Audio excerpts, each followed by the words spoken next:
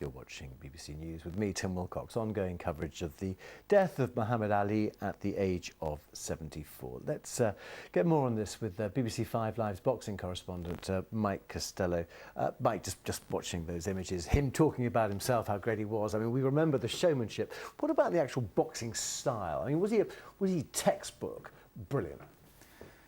In some ways he was textbook in what he did, but it was adapted to suit his own very original flavour and original style. He boxed as a heavyweight, mostly around 15 stone, lighter than the heavyweights are today, but he boxed at that weight like men 5 stone lighter, like featherweights, lightweights, middleweights had boxed throughout history. And suddenly there was this graceful artist boxing with such fluency and silky foot movement that the heavyweight division had never seen before. And it was like a new era dawning when he came to the division and won the world title for the first time in 1964. And it was a career that included some legendary names like Sonny Liston and George Foreman and Joe Frazier, Ken Norton, names that you'll have been hearing about all day today. Well, Sonny Liston, I think, was overwhelmingly predicted to win that fight, wasn't it? One of the American sports writers, a guy called Robert Lipsyte, was writing for one of the New York newspapers. His editor insisted that he make contact with the nearest hospital so that he would be the first to get any details of how bad Muhammad Ali's injuries were, or Cassius Clay as he was then. He changed his name the night after that fight. But that's the kind of impending fear that there was around that fight. He was a 7-to-1 underdog, which in a 2-horse race is massive odds, and yet all the way through the build-up he taunted and pestered Sonny Liston in a way that Sonny Liston couldn't believe. This was this monster who'd been creating destruction in the heavyweight division, and suddenly there's this young upstart who's only had 19 fights. He's telling me what he's going to do. He's knocking on my letterbox, screaming through my door, turning up with a van and a loudspeaker at 2 o'clock in the morning, getting me out of bed. Why is he doing this? He knows he can't win the fight. And he got into Sonny Liston's head. He beat him mentally long before he beat him physically, and that was a standard of Ali's career. Muhammad Ali would do that the whole time when he would goad people in the ring, and you'd hear that picked up on the mic.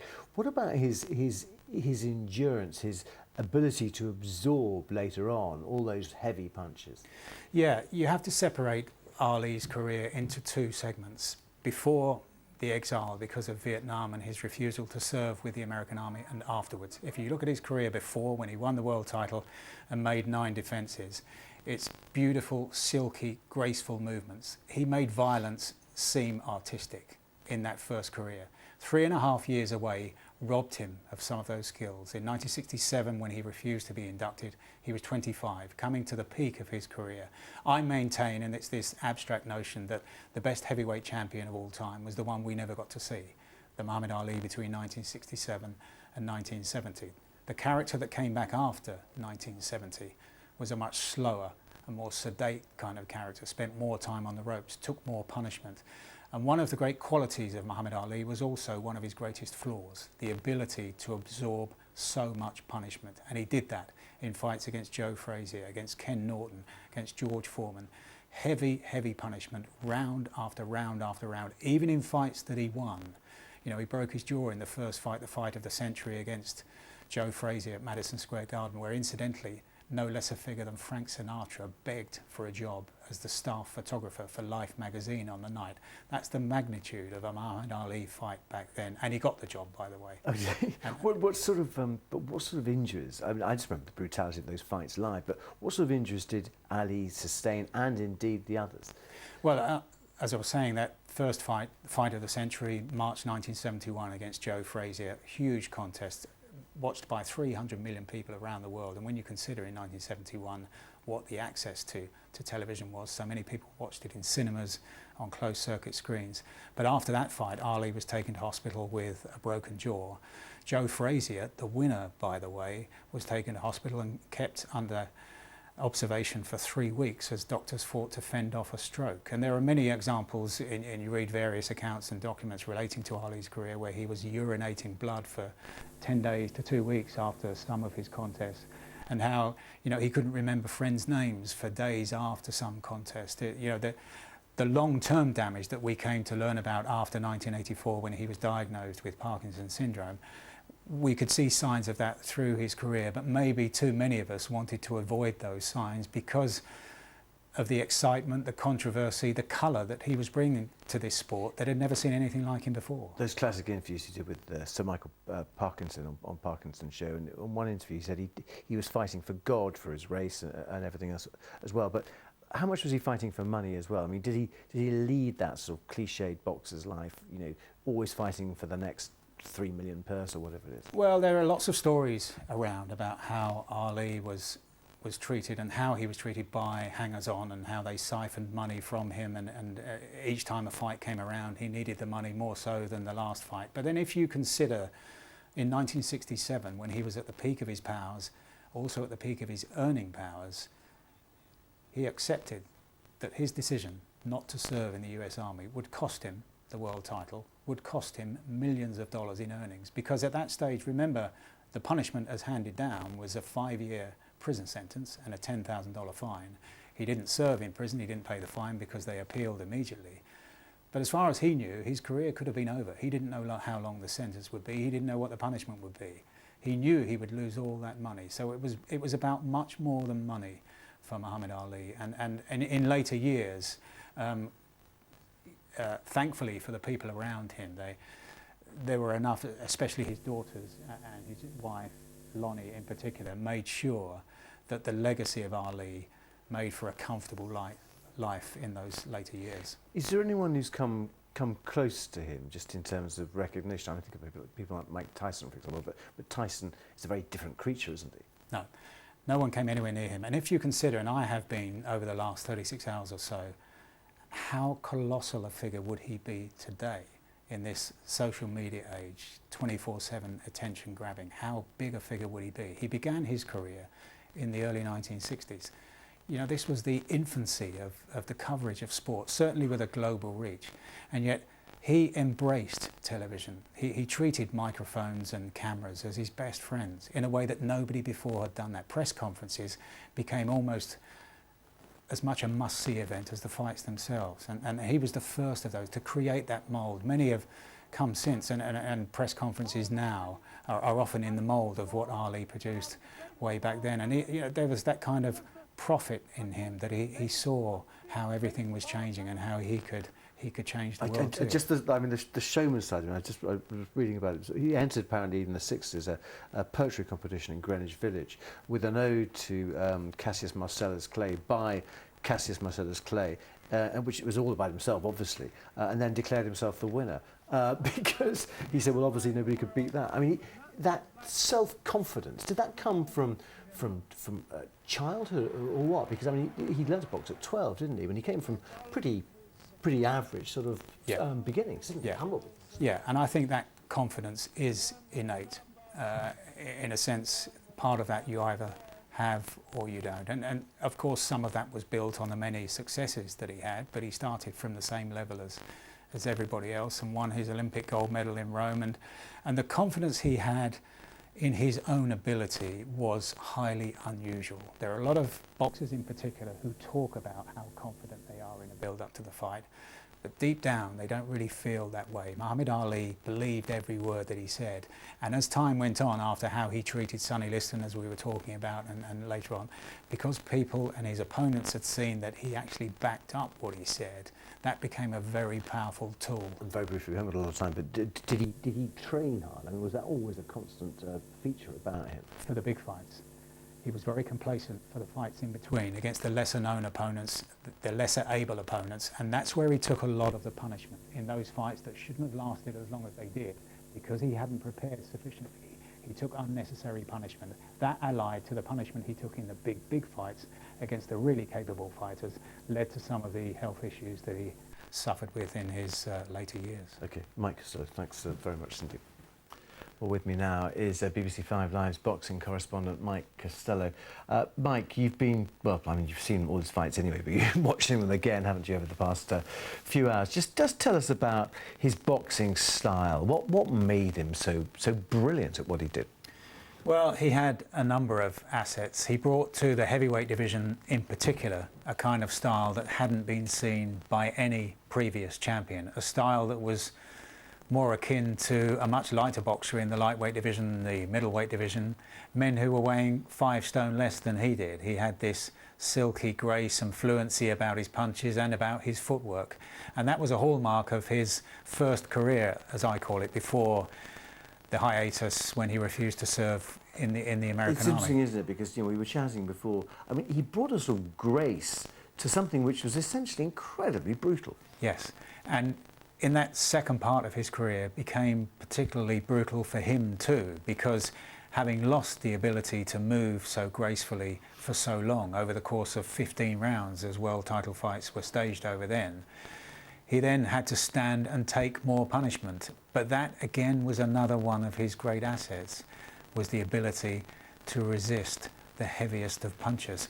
And yet that was also his greatest flaw, because that clearly caused some of the problems that he suffered from in later life. And as a showman, you know, we all remember, especially if you're of our generation, you know, the taunting, the pre-fight sort of goading of the people he was about to meet. But that went on in the ring as well, didn't it? Yes, he did. And he spoke about being an original, but he actually admitted that that part of his career, if you like, that part of his makeup was borrowed from a wrestler based in Las Vegas called Gorgeous George. When he'd had half a dozen professional fights, Ali, his next one, the 7th one against a guy called Duke Sabadon, was in Las Vegas. And as part of the build-up to the fight, he was taken on a tour of local radio stations. And quite often he bumped into this very famous wrestler called Gorgeous George, who was hated and loved in equal measure, but always sold out.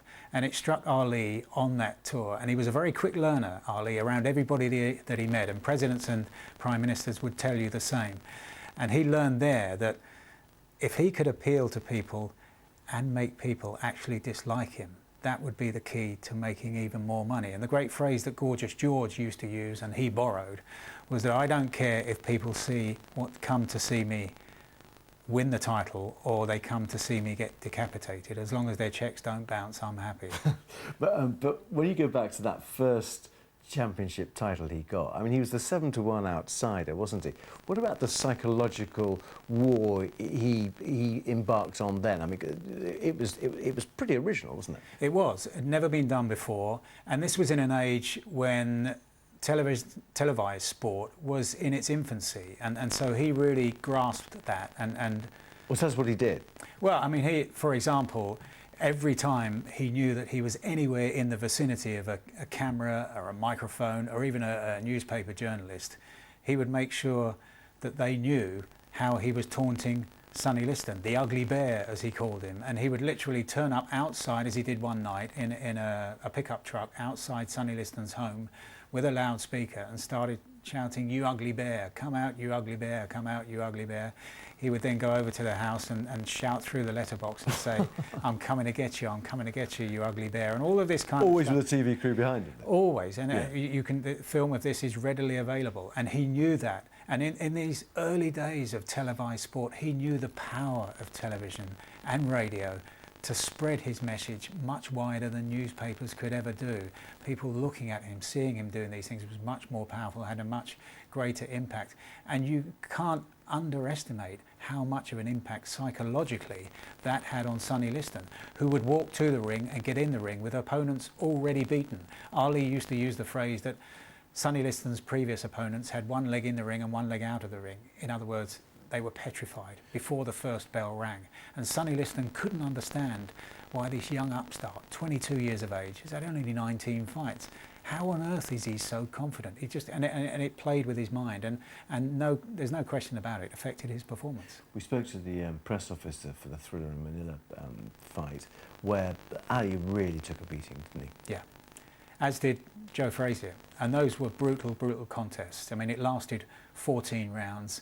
And there was a famous incident after the 14th round when Frazier's trainer, one of the best trainers in history called Eddie Futch, just leaned over with Frazier looking to get up off the stool and fight for that last round. And his trainer said to him, "It's all over. Nobody will ever forget what you've done here tonight." And it was that compassion that maybe saved Joe Frazier from some very serious injury. In the opposite corner, moments after the referee waved off the contest, Ali collapsed. It's the measure. We heard actually that Ali said to his trainer, cut off the gloves. Yeah, Cut off the gloves. I want to get out. Yeah. And then when he finally rose, he said it was the closest he'd ever felt at that stage of his life to dying.